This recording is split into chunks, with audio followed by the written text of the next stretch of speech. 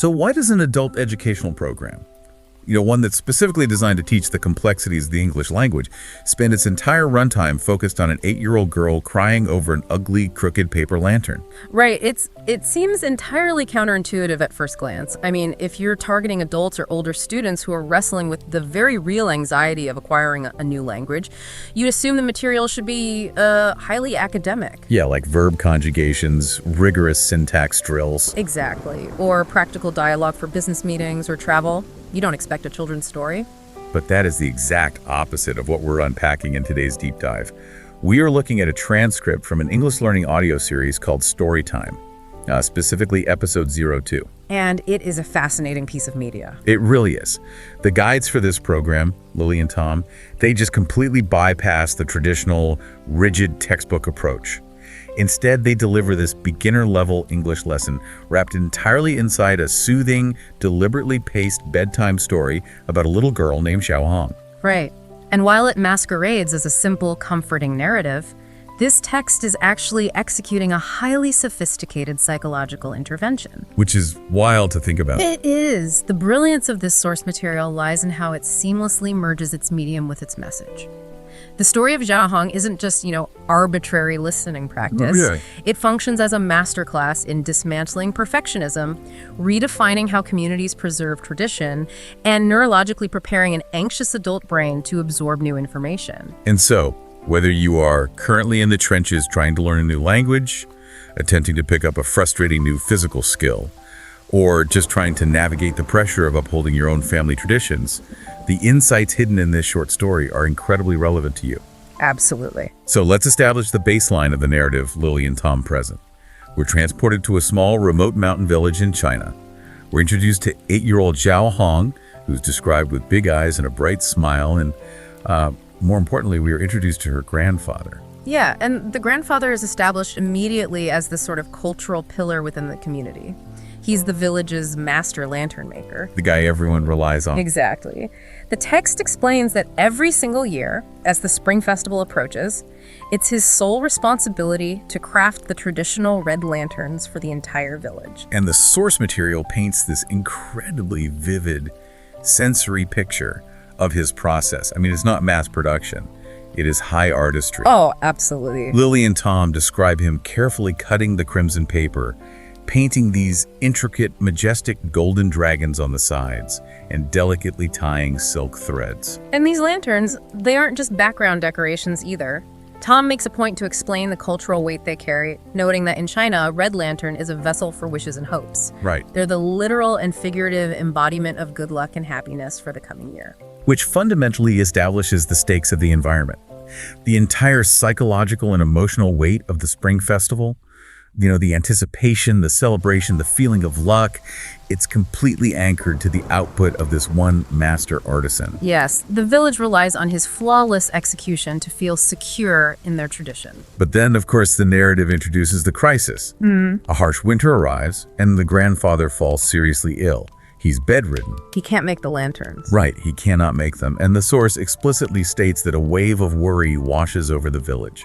The text actually says, without the lanterns, the Spring Festival just wouldn't feel the same. And this inciting incident, it exposes a severe vulnerability in how we often structure our cultural and familial traditions. How so? Well, when a tradition is entirely centralized, meaning it relies entirely on the specialized skill, labor, or institutional knowledge of a single individual, it becomes incredibly fragile. Oh, I see. It creates a single point of failure. The community enjoys the perfection of master's work, but they are completely insulated from the process of creating it. That dynamic is so recognizable. It immediately brings to mind the immense unspoken pressure around major family holidays. Oh, definitely. There is almost always that one specific relative who roasts the flawless Thanksgiving turkey, or the one aunt who orchestrates the massive family reunion every summer, down to the last detail. Right, and everyone else just shows up and enjoys the result. Exactly. But the second that person gets the flu, or simply needs to step back, this massive, intimidating void opens up. The rest of the family panics because nobody else knows the secret recipe or the logistical timeline. The heavy burden of the tradition suddenly shifts from being a comforting constant to a looming crisis. Yes, and in the context of our source text, That heavy, looming burden falls squarely onto the very small shoulders of 8-year-old Xiaohong. Right, because recognizing the despair in the village and wanting to comfort her grandfather, she decides she's going to step into that void. She resolves to make a red lantern herself to save the spirit of the festival. Which launches us into her very first attempt at taking on this master-level craft. And I initially thought, given the gentle, soothing tone of the program, that the story would kind of gloss over the difficulty here. But the narrative gets brutally honest about her struggle. It really does. Her hands are too small to manipulate the materials. The red paper is unruly and way too big for her. The structure of her lantern comes out entirely crooked. And there's that one detail. Oh, my absolute favorite detail from the source text. She attempts to paint the majestic golden dragon that her grandfather is so famous for, but her painting ends up looking more like a worm. The worm dragon is just a phenomenal piece of imagery. It perfectly encapsulates that universal gap between our taste and our actual ability when we begin something new. Yeah. She knows what a majestic dragon is supposed to look like, but she lacks the physical dexterity and the experience to execute it. Exactly. She is looking right at this worm dragon, and the frustration completely overwhelms her. She sits down on the floor, bursts into tears, and whispers, "I cannot do it." It's a heavy moment. It is. Now, looking at this sequence, I have to throw out a theory here. If the overarching goal of story time is to provide a comforting, low-stress environment for an English learner, dwelling on this crushing sense of failure seems contradictory. Interesting point. Right, like they could have easily written a narrative where her deep love for her grandfather magically guided her hands, resulting in a perfect lantern. But they consciously chose to highlight the ugly, crooked, frustrating reality of failure. I suspect this is a deliberate mirror being held up to the listener. Your theory is entirely correct, actually, and it strikes at the core pedagogical strategy of the program. Really? Yeah. If Xiaohong had magically succeeded on her first try, the story would actually be deeply alienating to an adult listener who is currently struggling and failing to string a basic English sentence together. Oh, wow. That makes so much sense. The adult learner is sitting there acutely aware of their own incompetence. By forcing Xiaohong to confront her own worm dragon, the narrative is validating the learner's frustration. It's acknowledging how hard it is. Exactly. It's actively communicating, we know your first attempt is messy and flawed.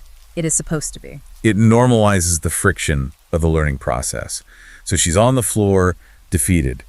How does this story get her past this paralysis without just relying on a fairy tale rescue? This is where the grandmother enters the narrative, and her intervention is described with incredible intentionality. She hears Xiaohong crying, walks in, and offers verbal encouragement, saying, "You can do it, Xiaohong. Take your time." But the physical action she takes next is what matters most. Right. Because she doesn't just snatch the scissors away and finish the lantern for her. No, she says, "Let us make a lantern together." And the text specifically notes the mechanics of this cooperation. The grandmother holds the paper steady while Xiaohong does the cutting. They paint the dragon together. That's such a great detail. In the realm of developmental psychology and education, this is a textbook demonstration of scaffolding. The grandmother doesn't remove the challenge, which would teach Xiaohong helplessness. Right. Instead, she provides just enough structural support to manage the overwhelming variables like the paper slipping so that Xiaohong can focus her cognitive load on the actual skill of cutting and painting. And even with that support, the source tells us it takes them 3 entire days to finish this one lantern. The narrative is refusing to offer a quick fix. It's reminding the listener that genuine acquisition takes sustained, uncomfortable time. But the payoff to this effort is where the philosophical core of the story reveals itself. They finally finish the lantern. Lily and Tom explicitly tell the listener it was not perfect, but it was beautiful. Such a powerful line. Xiaohong hangs this crooked lantern in her grandfather's room. He wakes up, sees it, and his eyes fill with tears. He declares it the most beautiful lantern he has ever seen. And the reasoning he provides for that declaration is the pivot point of the entire lesson. He doesn't say it's beautiful because it looks like his work. He says it is beautiful because it was made with love. He is radically shifting the valuation metric of the object. Yes. The village's master artisan, the very guy whose entire identity is wrapped up in creating flawless, mathematically perfect golden dragons, looks at this asymmetrical, wobbly worm dragon lantern and crowns it the greatest achievement. It's a complete paradigm shift. He completely strips away the demand for aesthetic perfection and replaces it with a deep reverence for the emotional effort and the courage it took to try. Which is an incredibly liberating concept for anyone paralyzed by the fear of making a mistake. Perfectionism is essentially a defense mechanism. How so? We freeze, just like Xiao Hong on the floor, because we believe that if our output isn't flawless, it has no value. But when the ultimate authority figure in the story validates an imperfect attempt purely based on the effort behind it, it dismantles that defense mechanism. It gives Xiao Hong, and by extension, the listener permission to exist in a state of imperfection. Exactly. And the story demonstrates that once you are freed from the paralysis of perfectionism, your capacity for action explodes. I mean, the narrative doesn't just end with a touching, isolated family moment in a bedroom. Right, it expands. It immediately pushes Xiao Hong to export this new mindset. She takes her new, admittedly flawed skill set, and she goes out to teach the other children in the village how to make lanterns. Which introduces a fascinating secondary layer to the narrative. It's no longer just about personal resilience, it's about community resilience. Exactly, and the text keeps it grounded in reality. Lily notes that when the other children tried, at first, their lanterns were also crooked. Of course they were. But because Xiao Hong had established a culture where crooked was acceptable, they didn't give up. They practiced collectively. And the visual culmination of this is stunning. It really is beautiful. The source describes the spring festival arriving, and instead of relying on the grandfather, the entire village is filled with red lanterns of all shapes and sizes. Yeah, Tom points out, none of them were perfect, but all of them were made with love and hope. And as night falls, the text says the lanterns light up the village like stars on the ground. Like stars on the ground. It's a beautiful piece of imagery, but it also signifies a massive sociological shift within the world of the story. How do you mean? Well, the grandfather eventually walks out, stands on the hill with Xiao Hong, looks at this glowing, imperfect village, and tells her, "You saved our festival." And she rejects that savior narrative immediately. She corrects him, saying, "No, we all saved it together. One lantern, one heart, one village." By the end of this short story, the very definition of tradition has been fundamentally rewritten. We discussed how centralized traditions are fragile. Right, the Thanksgiving turkey problem. Exactly. Here, the tradition has been decentralized. It has transformed from a pristine museum piece created by a lone genius into a messy, resilient, shared practice. The survival of the culture is no longer dependent on flawless execution. It is dependent on mass participation. It democratizes the culture. The text even provides a lovely epilogue to hammer this home. It notes that from that year forward, every child learned the craft. Xiao Hong does eventually grow up to become a master lantern maker in her own right. There's a catch. Right. The source explicitly states that out of all her flawless future creations, she always kept that first crooked lantern. The text calls it the most precious thing she ever created because it was the artifact that taught her that love and effort will always eclipse the need for perfection. It is a meticulously structured narrative arc. But to fully appreciate what this source material is doing, we have to transition from the story itself to the instructional design of the episode. Okay, let's do that. We need to look at how Lily and Tom utilize this narrative to achieve their ultimate goal, which is teaching English to an anxious adult brain. Right, because after the story concludes, the program shifts into a dedicated vocabulary lesson. Lily and Tom pull 5 specific words from the text for the listener to practice. And looking at this list, I realized just how subversively clever their curriculum is. The 5 words are lantern, village, imperfect, tradition, and precious. That selection is incredibly telling. I mean, if you look at standard traditional language acquisition materials for beginners, the curriculum usually prioritizes highly functional concrete nouns and basic adjectives. Yeah, you learn words like apple, train, blue, or hello. But Lily and Tom have completely bypassed the standard grocery list vocabulary. They have actively chosen words that serve as the thematic pillars of the psychological journey we just analyzed. Oh, yeah. You aren't just memorizing a sequence of letters, you are learning the English word imperfect precisely at the moment you've internalized the concept that something flawed can still be deeply valuable. They are essentially encoding a growth mindset directly into the vocabulary acquisition. Exactly. You learn the word tradition right after experiencing a narrative that reframes tradition as inclusive community participation. They're teaching a psychological survival guide for language learning under the guise of a vocabulary drill. And they make that subtext undeniably explicit during the practice phase. After the listener repeats the phrases, Tom tells them, "Excellent work. Your English is shining like a red lantern." That's such a great touch. He is actively mapping the listener's awkward, beginner-level attempt to speak English onto Xiao Hong's crooked lantern. The crooked sentence is the worm dragon. Precisely. Tom is adopting the psychological role of the grandfather for the listener. He is communicating, "I see your effort, I see the flaws, and it is glowing anyway." That's amazing. Which brings us to the underlying neuroscience of why Lily and Tom deliver the entire program the way they do. The source instructions explicitly detail that this episode is designed to be delivered with a very specific cadence. Right, I noticed that. Lily is noted to use a remarkably warm, soothing voice. Tom's delivery is incredibly steady and grounding. They deliberately slow down their speech, maintaining a gentle bedtime story tone, and they leave vast, intentional pauses between sentences so the listener can visualize the imagery without rushing. It almost feels like a meditation track rather than a language class. Yeah. Why prioritize that specific sleepy auditory environment? It directly targets something called the affective filter in second language acquisition. The affective filter. Yeah. When an adult tries to learn a language, the fear of sounding stupid or making a mistake triggers a literal stress response. The amygdala perceives a threat, cortisol floods the system, and this physiological stress actually blocks the brain's memory consolidation centers. Oh, wow. The cognitive drawbridge pulls up, no new vocabulary can get in. Because the brain is too busy defending itself from the perceived social threat of failure to focus on learning grammar. Exactly. By utilizing the auditory cues of a soothing bedtime story, the slow pacing, the warm tones, the gentle pauses, Lily and Tom are literally lowering the listener's heart rate. They're biologically disarming the stress response. When you combine that neurological hacking with a story that explicitly tells the listener their imperfect attempts are precious, the affective filter drops completely. They create a neurologically safe environment where the brain is finally relaxed enough to absorb the language. It is an absolutely brilliant piece of stealth pedagogy. Every single choice, from the pacing of Lily's voice to the imagery of a worm dragon, is engineered to disarm the anxiety of the learner. It really is. It forces you to step back and look at the whole picture.